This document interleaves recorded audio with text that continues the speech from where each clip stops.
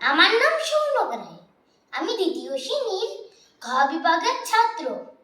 আজকে আমার নিবেদন সৎপাত্র, লিখেছেন সুকুমার রায়।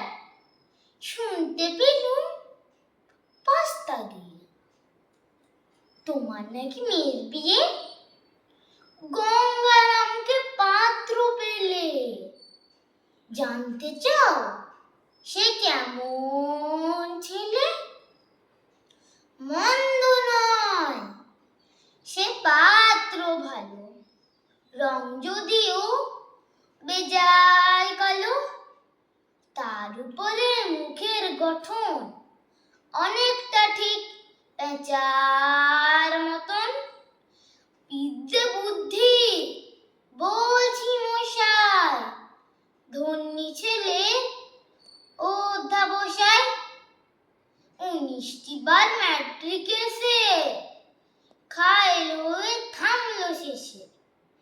বিষয় আশয় গড়িয়ে যায়, কষ্টে শিষ্টে দিন চলে যায়। মানুষ তো নয় ভাইগুলো তার, একটা পাগল একটা গোয়ার। আর একটি সে তৈরি ছেলে, জাল করে নোট গেছেন জেলে।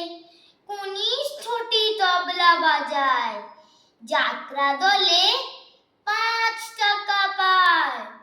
গঙ্গারাম তো কেবল ভোগে পিলে জরার পাণ্ডু রোগে। কিন্তু তাদের উচ্চ ঘর, কংসরাজের বংশধর।